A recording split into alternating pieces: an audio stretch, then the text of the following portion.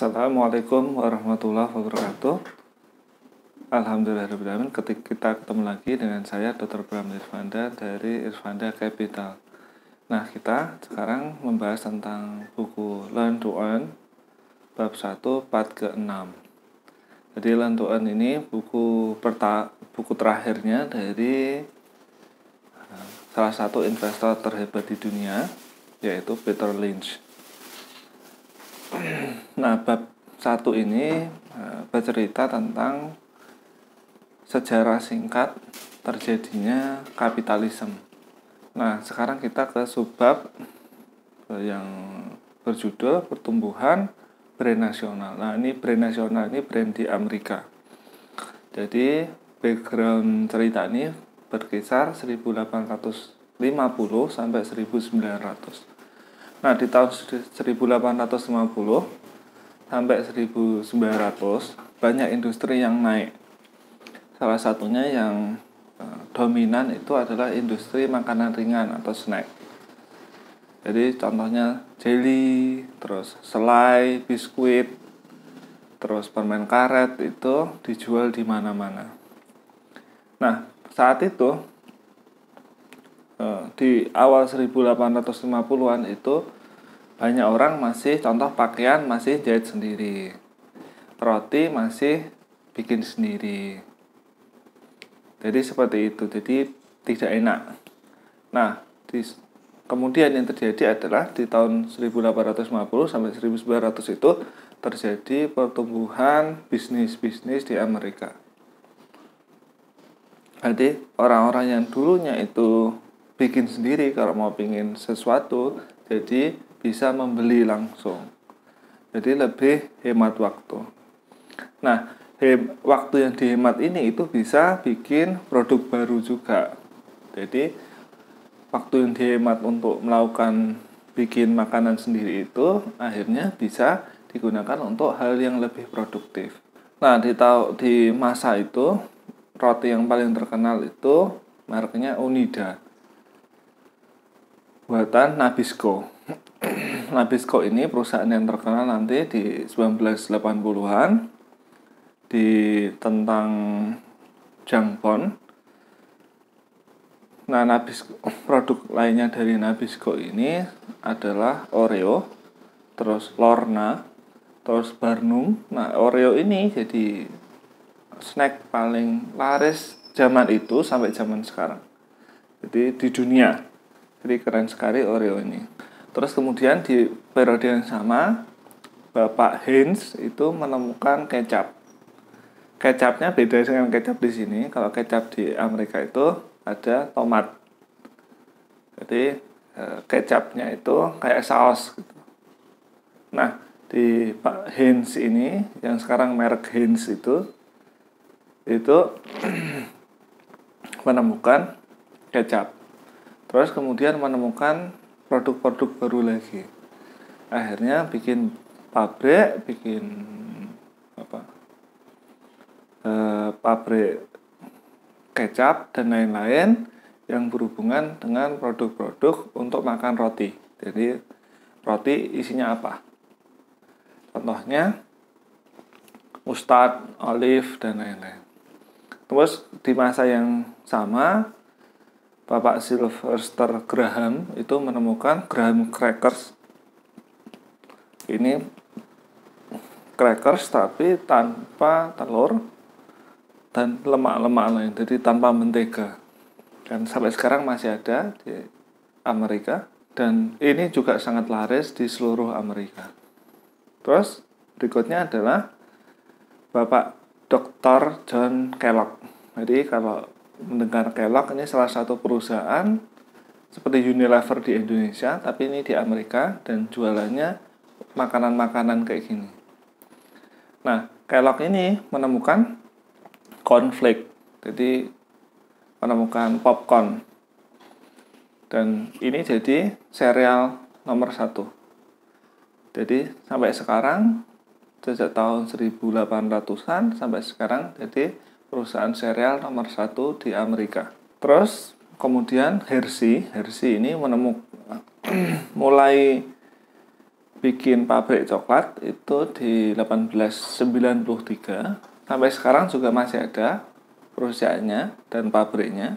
Semua produk-produk ini itu pada akhirnya dipasarkan di jaringan minimarket pertama, yaitu ANP. ANP ini Atlantic dan Pacific Tea Company. Nah, ANP ini terus buka di seluruh dunia, di seluruh Amerika, cabangnya sampai ribuan di seluruh Amerika di periode itu. Kemudian muncul lagi perkembangan berikutnya, yaitu munculnya mail order katalog. Jadi kalau mau beli harus lihat katalognya, terus order ini sampai ngirim duit. Jadi kayak toko online sekarang tapi bentuknya katalog. Nah, di Amerika zaman itu sudah ada. Terus jadi orang-orang yang di daerahnya itu belinya mahal-mahal, akhirnya beli lewat katalog. Nah, yang mau melopor itu Montgomery Ward itu di 1872 dan Sears di 1887. Nah, Sears ini sampai dekade lalu ya masih hidup, tapi sekarang sudah bangkrut. Jadi di Amerika itu dari kemerdekaannya di 1770-an itu perlu sekitar 100 tahun untuk jadi negara yang industrialis. Indonesia belum ada 100 tahun. Jadi Indonesia masih berkembang. Tapi hal yang harus kita percaya adalah Indonesia akan jadi negara yang seperti Amerika sekarang. Nah, kemudian di akhir periode itu timbullah industrial era. Jadi timbullah era industrial dan robber baron. Nah, robber baron itu orang kaya, orang yang berkuasa. Robber itu artinya perampok. Jadi, tapi ini bukan perampok. Jadi kaya karena perampok ya, tapi orang yang kaya terus menggunakan kekayaannya untuk mengeksploitasi keadaan. Jadi makanya disebut robber baron. Di tahun 1900 itu mayoritas produk sudah jadi produk buatan pabrik. Kalau di awal 1800 di Amerika itu rata-rata orang masih bikin sendiri. Karena apa? Karena pabriknya di Inggris. Jadi harus untuk barang-barang yang pabrik harus impor dari Inggris. Di 1900 itu rata-rata produk sudah bikinan pabrik. Jadi di Amerika sudah sangat banyak pabrik.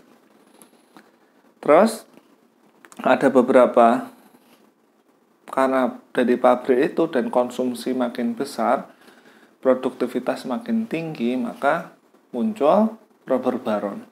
Jadi orang-orang yang sangat berkuasa dan bisa menguasai Amerika saat itu, baik politik, hukum, dan lain-lain. Nah, salah satunya adalah Jay Gould. Jay Gould ini jadi sangat kaya karena kereta api. Jadi orangnya jadi sangat kaya karena kereta api. Jadi berganti industri kereta apinya. Terus berikutnya adalah Andrew Carnegie. Andrew Carnegie ini mungkin kita kenal ya. Buku biografinya bagus banget, Gospel of Wealth. Jadi Andrew Carnegie ini orang yang sangat baik hati, dermawan, dan saat dia jadi kaya karena industri besi dan kereta api. Kemudian Cornelius Vanderbilt. Nah, Cornelius Vanderbilt ini jadi sangat kaya, jadi orang paling kaya di Amerika saat itu ketika dia hidup, karena bisnisnya satu di kapal. Setelah kapal menurun, dia masuk ke kereta api. Nah, jadi orang-orang di masa itu di 1800-an sampai tahun 1900 itu jadi kaya pertama di awal 1800 karena industri kapal. Jadi yang punya kapal itu jadi orang terkaya karena ekspor impor.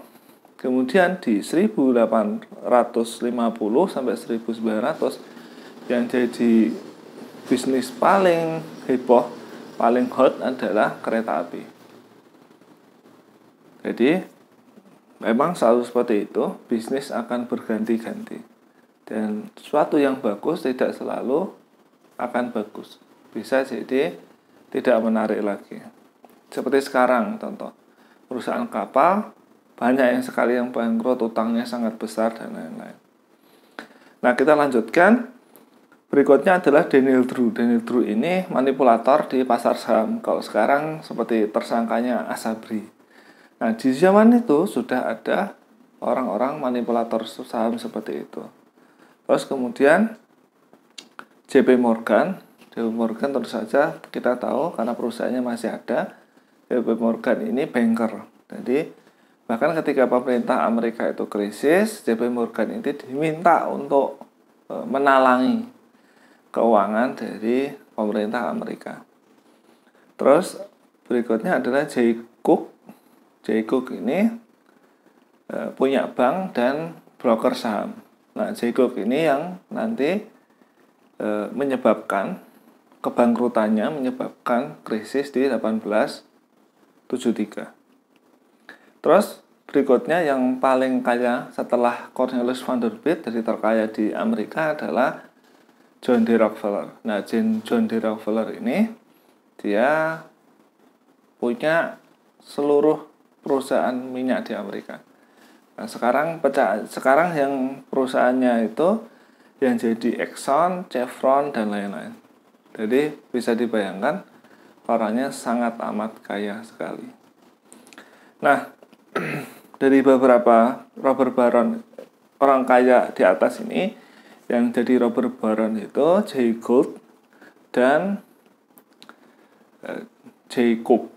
Jadi ada dua orang robber baronnya, yang lainnya orang baik, tapi ada dua robber baron di daftar ini, dan orang-orang ini pada akhir hidupnya bangkrut. Jadi pelajarannya adalah sekuat apapun orang, kalau duitnya itu dicari dengan cara yang tidak baik, maka di akhir hidupnya dia akan mengalami kesusahan karena hartanya tidak berkah. Di Amerika sendiri di sekitar tahun 1850 sampai 1900 itu ada beberapa terjadi krisis. Yang pertama di 1857. Nah, krisis ini yang nanti menyebabkan Civil War di Amerika. Kemudian 1873 ini karena kereta api, karena booming kereta apinya pecah. Kemudian 1884, kemudian 1890, kemudian 1893, kemudian 1903. Jadi sekitar 10 tahun sekali ada krisis. Jadi seperti itu. Learn to earn bab pertama 4 ke 6. Terima kasih atas perhatiannya. Bila ada pertanyaan, silakan tulis di kolom komentar di bawah. Assalamualaikum warahmatullahi wabarakatuh.